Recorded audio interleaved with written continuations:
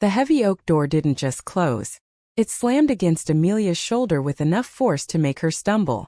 She gasped, clutching the bundle in her arms tighter, protecting the tiny sleeping face of her 3-day-old son Vincent.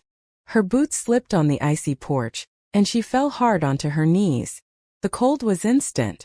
It bit through her thin pajama pants like needles. "Mark!"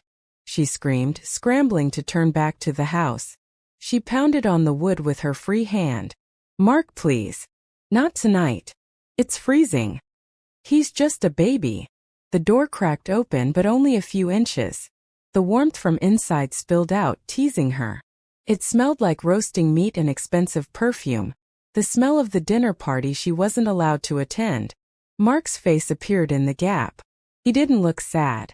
He looked annoyed, like she was a stain on his expensive rug that wouldn't wash out. "I told you, Emilia," Mark said, his voice flat. "My mother is done with you. Fiona is moving in tonight. We need the room." "But he's your son," Emilia sobbed, holding Vincent up as if the sight of the baby would melt his heart. "Mark, look at him. You can't throw us into a blizzard." A manicured hand with red nails pushed the door open wider. Fiona, the woman Mark had been seeing for a year, stepped into the light. She was wearing a red silk dress that hugged her body, the kind of dress Emilia used to wear before the pregnancy, before the stress, before Mark stopped loving her. Fiona looked down at Emilia with a smirk that didn't reach her eyes. "Oh, stop the drama, Emilia," Fiona said, sipping from a wine glass. "You're embarrassing yourself. Mark doesn't want a wife who looks like that. He needs a partner who fits the Blackwood image. And honestly, that baby probably isn't even his. You were always too friendly with the grocery boy." "That's a lie," Emilia screamed, shivering violently now as the wind picked up. "You know that's a lie." Beatrice, Mark's mother, appeared behind them. She was a tall, terrifying woman who wore pearls even to breakfast. She looked at Emilia with pure disgust. "Mark, why is the door still open? You're letting the heat out. The heating bill is high enough without you entertaining stray dogs." "Mother, she won't leave," Mark said, shrugging. "Make her," Beatrice snapped. She walked forward and kicked a small duffel bag off the porch. It landed in a snowbank. "There. Some diapers in your old coat. Now go. If you're still on the property in 10 minutes, I'm calling the police for trespassing. And you know the sheriff plays poker with us. He won't be gentle." Mark looked at Emilia one last time. For a second, just a second, Emilia thought she saw hesitation. But then he looked at Fiona, at her perfect hair and the way she held his arm, and the hesitation vanished. "Goodbye, Emilia," Mark said. He slammed the door. The sound echoed like a gunshot in the silent, snowy night. Then came the sound of the deadbolt sliding home. Click. Emilia stared at the wood, stunned. The porch light flickered and then turned off. They had turned off the lights. They wanted her to die in the dark. If you want to see these people get exactly what they deserve, press that like button right now and subscribe to the channel. Trust me, the karma that is coming for them is going to be satisfying. Emilia didn't have time to cry anymore. The temperature was dropping. Vincent started to whimper, the cold air stinging his little lungs. Panic set in. She grabbed the duffel bag from the snowbank, her fingers already numb, and wrapped the oversized, ratty coat around herself and the baby. It wasn't enough. The wind was howling now, a white wall of snow that made it hard to see the end of the driveway. "It's okay, Vincent. Mommy's here. Mommy's got you," she whispered, her teeth chattering so hard she bit her tongue. She forced herself to stand. Her legs were weak from giving birth just 3 days ago. Every step sent a sharp pain through her hips, but she couldn't stop. The Blackwood estate was huge. The driveway alone was a mile long before the main road. And on the main road, there was nothing for miles. No neighbors. No gas stations. Just forest and snow. They hadn't just kicked her out. They had sentenced her to death. She walked. 1 step. 2 steps. The snow was up to her shins. The wind pushed against her like a bully. She looked back once.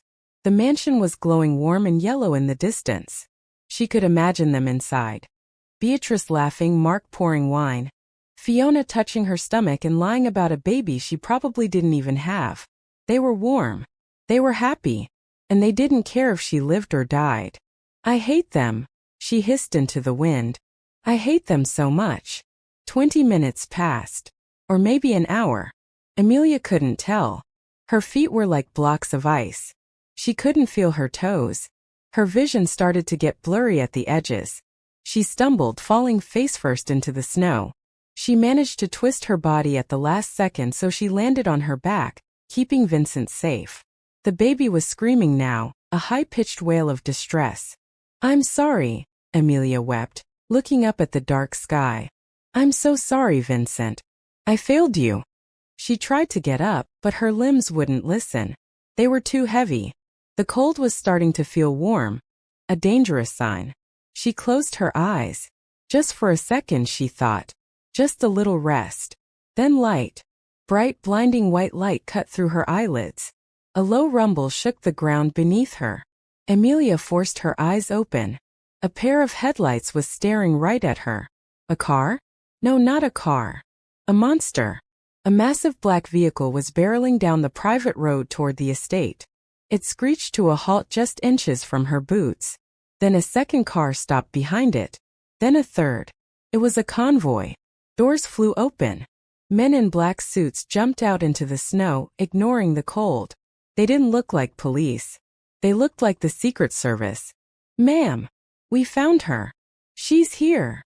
One man shouted into the radio. Emilia tried to crawl away, clutching Vincent. Please, she croaked, her voice barely a whisper. Don't hurt him. Take me, just save the baby. An older man stepped out of the back of the first car. A Rolls-Royce Phantom. He was dressed in a suit that cost more than Mark's entire life savings. He had silver hair and a kind, worried face. He rushed over to her, dropping his cane in the snow. Oh dear God, the old man gasped. He stripped off his thick cashmere coat and threw it over Emilia and the baby. Get the medic. Now. Do not just stand there. Who are you? Emilia stammered as strong arms lifted her up like she weighed nothing. I am Cole Whitaker, the man said, his voice shaking with emotion. I was your grandfather's personal assistant for 40 years. We have been looking for you for months, child. Ever since you ran away to marry that man. They hurried her into the back of the Rolls-Royce. The heat hit her instantly. It was like stepping into a summer day. The seats were soft leather, heated. Someone handed her a warm towel. A medic was already checking Vincent's pulse. He's cold, but he's strong, the medic said. He needs a hospital, but he will survive. Emilia started to cry, the relief crashing over her. My grandfather? You mean Old Man Whitmore? I thought he hated me. I thought he disowned me when I married Mark. Cole sat opposite her, his face grim. He poured a cup of hot tea from a thermos and handed it to her. He was angry, yes, but he never stopped watching over you. He passed away 3 days ago, Emilia. The same day your son was born. Cole paused, reaching into his briefcase. He pulled out a thick file bound in leather. He left a will. A very specific will. Cole looked deep into her eyes. He knew you were suffering. He had investigators watching the Blackwood family. He knew they were treating you poorly, but he wanted you to come back on your own. When he died, everything changed. What do you mean? Emilia asked, sipping the tea, feeling the life return to her fingers. I mean, Cole said, that Whitmore Imperial is no longer run by a board of directors. It is a sole proprietorship. And you, Emilia Whitmore, are the sole heir. Emilia blinked. I don't understand. How much? Cole didn't smile. This was serious business. Hotels in Dubai. Shipping lines in Asia. Tech firms in Silicon Valley. And the bank that holds the mortgage on the house you were just thrown out of. He leaned forward. Emilia, you are worth $50 billion. You are one of the richest women in the world. Emilia stopped breathing. She looked out the tinted window. Through the snow, she could just barely see the faint glow of the Blackwood mansion. They were eating dinner. Mark was probably laughing at a joke Fiona made. Beatrice was probably complaining that the roast was too dry. They thought she was dead. They thought she was a frozen corpse in the snow. 50 billion, she whispered. We can take you to the best hotel in the city, Cole said gently. We can get you fresh clothes, food, and doctors. And then, we can discuss what you want to do. Emilia looked down at Vincent. He had stopped crying. He was warm now. Safe. But the anger in her chest wasn't going away. It was getting hotter. Cole, she said, and her voice sounded different. It wasn't the voice of the scared girl on the porch. It was deeper. Colder. Yes, madam. Turn the car around. Cole looked surprised. Madam? You need medical attention. The baby. I said turn the car around, Emilia said, her eyes fixed on the distant lights of the mansion. Not to go back in. I want to sit at the gate. I want to watch the house for 1 minute. I need to make a promise. A promise to whom? To my son, Emilia said. I want him to see that house one last time. Because the next time we come back here, we aren't going to be begging for entry. We're going to own it. Cole signaled the driver. The massive car turned slowly in the snow. This is where the Betrayal story begins. If you are ready to see the ultimate revenge, keep watching. The snow had long since melted, replaced by the sharp, fresh bloom of spring. But inside the headquarters of Whitmore Imperial, the atmosphere was icy cold. High up on the top floor of the tallest skyscraper in the city, Emilia stood by a floor-to-ceiling window. The view was breathtaking. The entire city looked like a circuit board of lights below her. But she wasn't looking at the view. She was looking at her reflection. Gone were the fraying pajama pants and the terrified eyes of the woman shivering on a porch. The woman in the glass wore a tailored navy suit that cost more than Mark's car. Her hair, once dull and messy, was now a glossy cascade of dark waves. But the biggest change was her posture. She didn't hunch. She didn't look down. She stood like a statue made of steel. Madam President, Cole's voice came from the doorway. He walked in holding a tablet. The acquisition is complete. We now officially own the logistics company that handles 80% of Blackwood manufacturing shipping. Emilia turned slowly. And the bank. Acquired this morning, Cole said with a small, knowing smile. We hold their mortgage, their business loans, and even the lease on Mark's luxury car. Technically, you own the shirt on his back. Emilia walked over to her massive mahogany desk and picked up a framed photo of baby Vincent. He was chubby now, happy, giggling in the arms of the best nanny money could buy. He would never know what Cole felt like again. What is the status of Mark's company? She asked. Critical, Cole reported. Since we quietly instructed our subsidiaries to stop prioritizing their orders, their production has halted. They are bleeding cash. Mark is frantic. He's been calling every bank in the city, but no one will lend to a sinking ship. He is desperate for a savior. Perfect, Emilia said softly. It's time to throw them a rope they can use to hang themselves. If you're enjoying this transformation from victim to victor, make sure you're subscribed. You don't want to miss the look on Mark's face in the next few minutes. Meanwhile, across town, the mood inside the Blackwood mansion was hysterical. What do you mean the credit card has declined? Fiona shrieked, throwing a Gucci purse onto the sofa. I need that dress for the charity lunch. Mark, fix this. Mark sat at the dining table, his head in his hands. He looked terrible. He had lost weight, his skin was gray, and there were dark circles under his eyes. Piles of overdue notices were scattered around him like fallen leaves. I can't fix it, Fiona, Mark snapped, slamming his fist on the table. The business is freezing up. I don't know what's happening. It's like the whole world turned against us overnight. Suppliers are dropping us, banks are ghosting me. We are 2 weeks away from bankruptcy. Beatrice paced the room, a glass of whiskey in her hand. It's bad luck, she muttered. Ever since we got rid of that girl, things have gone wrong. Maybe she cursed us. Don't be stupid, mother, Mark groaned. Emilia was a nobody. She's probably freezing in a shelter somewhere or scrubbing toilets. This is just market fluctuation. Well, fix it, Fiona yelled. I didn't sign up to be poor, Mark. If you lose this house, I'm gone. And I'm taking the baby. Mark looked at her stomach. It had been 3 months and she was barely showing. Sometimes late at night he wondered if she was really pregnant at all. But he was too afraid to ask. He needed her to be the prize he won. If she left, he would have nothing. Just then the doorbell rang. The maid, one of the few they hadn't fired yet, walked in holding a thick, cream-colored envelope embossed with gold. "Sir," the maid said nervously, "a courier just dropped this off.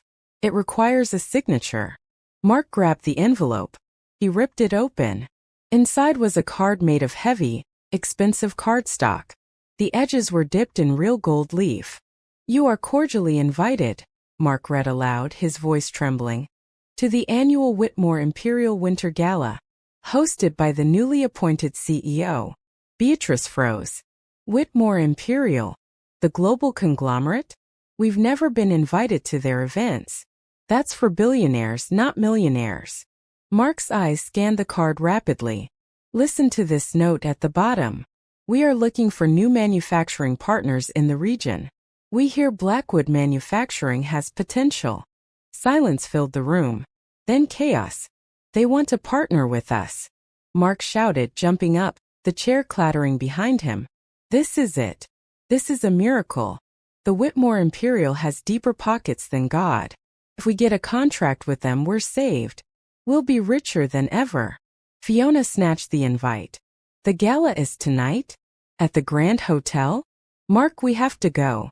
We have to impress this new CEO. We need to look perfect, Beatrice commanded, her military attitude returning instantly. Mark, wear your tuxedo. Fiona, wear your most expensive jewelry. We need to look like we don't need their money, so they'll beg to give it to us. Who is the new CEO? Mark asked, looking at the card again. It doesn't say a name. Who cares?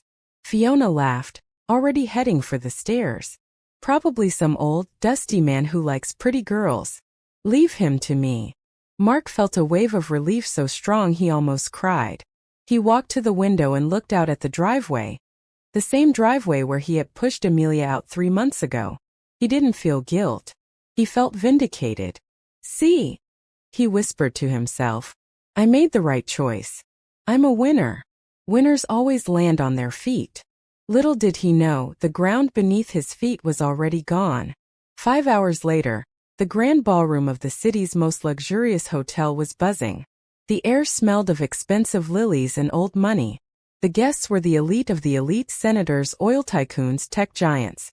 Mark, Beatrice, and Fiona walked in trying to act like they belonged. But they were nervous. They could feel the difference in the room. This wasn't just wealth, this was power.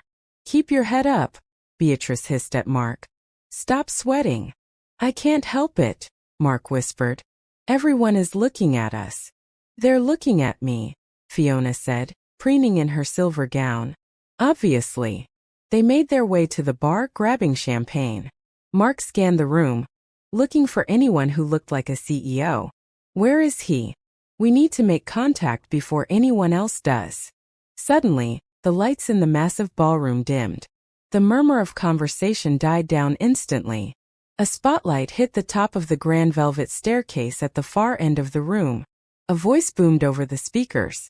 Ladies and gentlemen, please welcome the president and CEO of Whitmore Imperial. The double doors at the top of the stairs opened. Mark held his breath.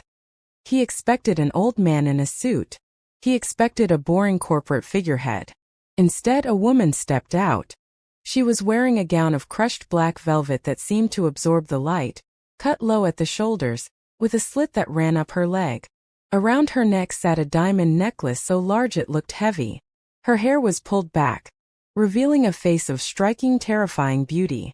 She stood at the top of the stairs, looking down at the crowd like a queen surveying her subjects. Her eyes scanned the room, cold and calculating. Mark dropped his champagne flute. It didn't shatter on the floor.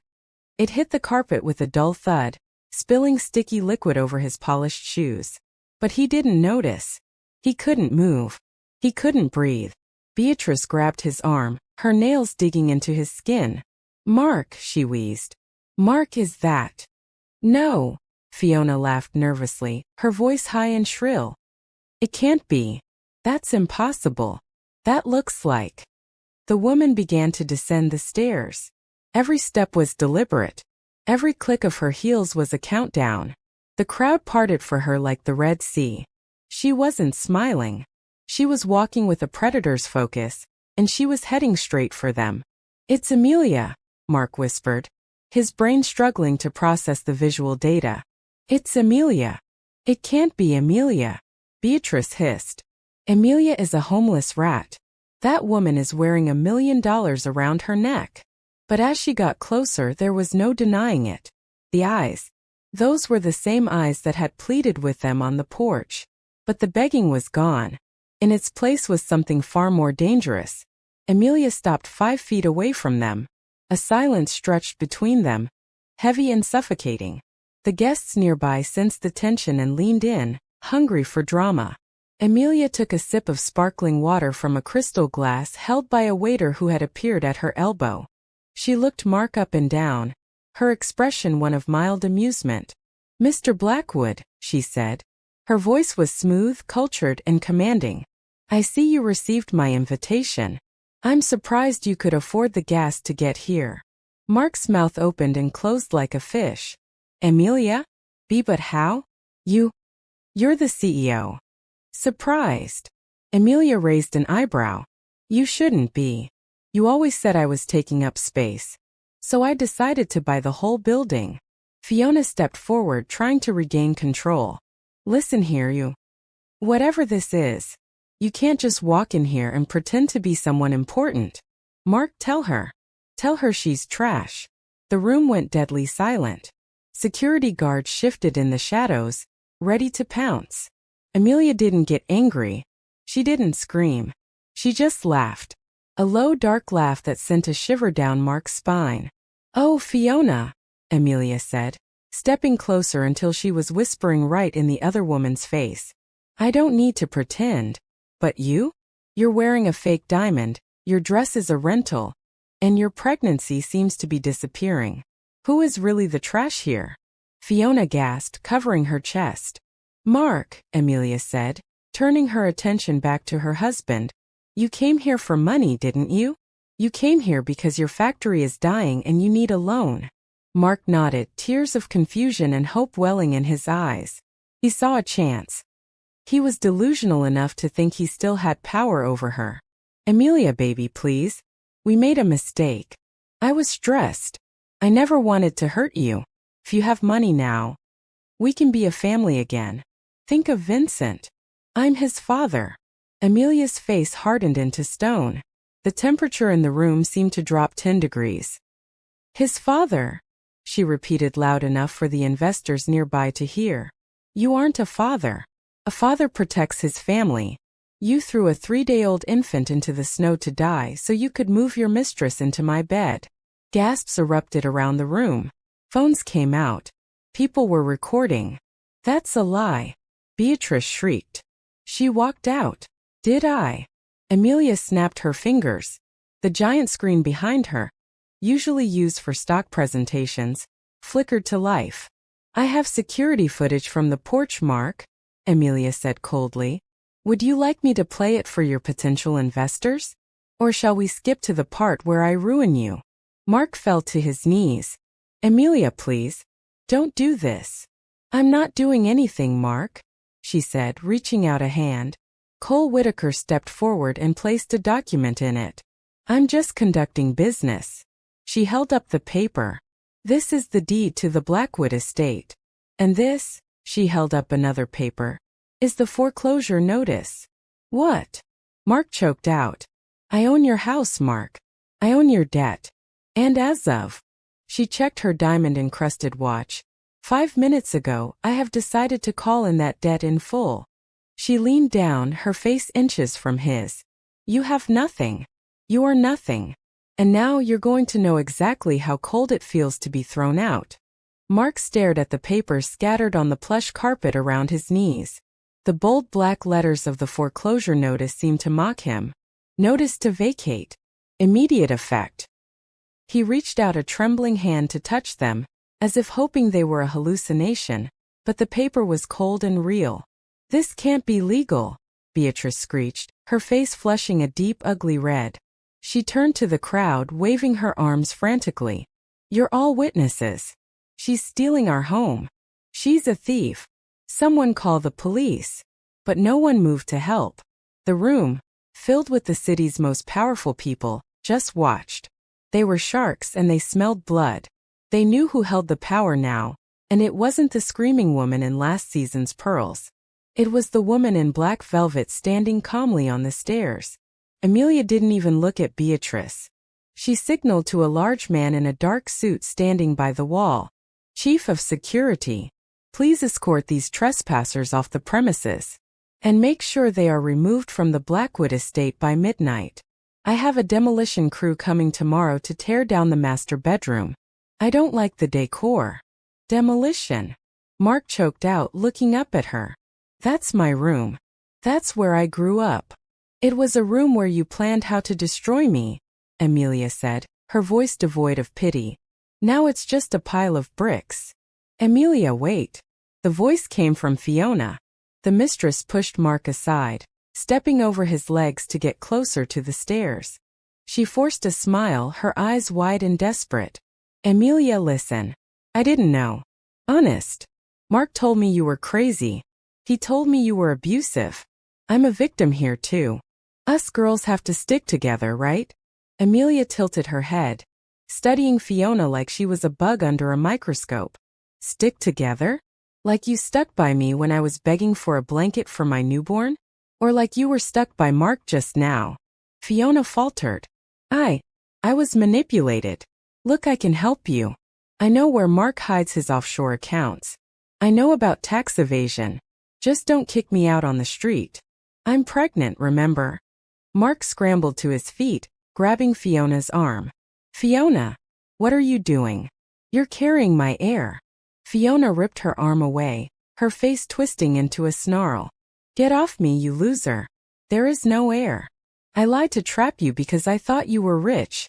But look at you. You're nothing but a broke mama's boy who let his ex-wife outsmart him. I'm not sinking with this ship." The confession hung in the air. Mark stumbled back as if he had been punched in the gut. Beatrice gasped, clutching her chest. You lied." Mark whispered. "There's no baby." "Of course not," Fiona spat. "I wouldn't ruin my figure for a man who can't even pay his mortgage." Emilia laughed. It was a genuine sound this time, echoing through the silent ballroom. "Oh, Mark, you threw away your real son for a ghost. That is truly poetic." She turned her back on them, dismissing them entirely. "Get them out." 2 security guards grabbed Mark by the arms. 2 more took Beatrice, who was now sobbing hysterically about her reputation. Fiona tried to run for the exit, but a guard caught her by the elbow. "No, let me go. I'm not with them." Fiona screamed as she was dragged away. "Emilia!" Mark shouted, fighting against the guards. "Emilia, I'm sorry. I still love you. Let me see Vincent. He's my son." Emilia didn't turn around. She walked toward the VIP lounge, her head high. "You lost the right to speak his name the night you left him to freeze." The heavy doors of the ballroom slammed shut, cutting off Mark's screams. "If you are loving this justice, smash that like button right now. We are heading to the finale, and trust me, the ending is the best part." Outside the hotel, the reality of the situation hit the Blackwood family hard. The security guards didn't gently escort them out. They shoved them through the revolving doors and onto the concrete sidewalk. It wasn't snowing like that night 3 months ago, but it was raining. A cold, miserable drizzle that soaked through their expensive clothes instantly. Mark landed on his hands and knees. He looked up to see a valet driver, a man he had tipped poorly just an hour ago, looking down at him with a smirk. "My car," Mark demanded, trying to stand up, though his legs felt like jelly. "Bring me my car. We're leaving." "Sorry, sir," the valet said, not looking sorry at all. "We received a call from the leasing company. The car has been repossessed. The tow truck just left with it." "Repossessed?" Beatrice wailed, her hair plastered to her forehead. "But how will we get home? We don't have a home, Mother." Mark snapped, finally snapping. He screamed into the rainy night, pulling at his hair. Don't you get it? She took it all. The house, the company, the car. We have nothing. Fiona stood a few feet away, typing furiously on her phone. A taxi pulled up to the curb a moment later. Fiona? Mark asked, stepping toward her. Where are we going? Fiona opened the taxi door. She looked at Mark with pure contempt. We? There is no we. I'm going to my sister's. You? I don't care where you go. Just don't call me. She slammed the car door. The taxi sped off, splashing muddy water onto Mark's tuxedo pants. Mark and Beatrice were left standing alone on the curb. The glowing sign of the hotel buzzed above them, warm and inviting, but they were barred from entry. Passers-by stared at them, the weeping old woman in diamonds and the man in a tuxedo crying in the rain. What do we do, Mark? Beatrice whispered, her voice trembling with a fear she had never known. Where do we sleep? Mark looked down at his hands. He remembered Emilia's hands, red and cracked from the cold, begging him for help. He remembered how powerful he felt closing that door. I don't know, Mother, Mark wept, collapsing onto the wet bench. I think we will go to a shelter. High above them, in the penthouse suite of the hotel, Emilia watched the scene from the window. She saw the taxi leave. She saw the tiny figures of her ex-husband and mother-in-law huddled together on the bench. She felt nothing. The anger was gone. The need for revenge was gone. All that was left was a quiet calm. Madam. Cole's voice was soft. Is everything satisfactory? Emilia turned away from the window and the miserable people below. She walked over to the oversized armchair where a nanny was rocking a sleeping Vincent. Emilia took her son into her arms. He smelled like baby powder and warmth. He stirred, opening his eyes that looked just like hers. He cooed, reaching a tiny hand up to touch the diamond necklace at her throat. Yes, Cole, Emilia said, kissing Vincent's forehead. Everything is perfect. She walked over to the fireplace where a fire was crackling cheerfully. She sat down, holding her son close, watching the flames dance. They threw us into the winter to die, Vincent, she whispered to the baby, rocking him gently. They thought the cold would break us. But they forgot one thing. She looked at Cole, and for the first time in months, her smile reached her eyes. What's that, madam? Cole asked. Winter makes wolves, Emilia said softly. And the wolves always eat the sheep. She looked back at the fire. The nightmare was over. Her empire was secure. And the man who broke her was now learning the hardest lesson of all. You never kick a queen off her throne unless you're sure she won't climb back up. The screen fades to black as Emilia hums a lullaby, the firelight dancing in her eyes. And that is the story of how Emilia Whitmore turned her pain into power. What do you think? Did Mark deserve worse? Or was losing everything punishment enough? Let me know in the comments below. If you enjoyed this story of ultimate revenge, please hit that subscribe button and turn on notifications. Thanks for watching, and remember, be careful who you step on because they might just be the one holding the ladder. See you in the next video.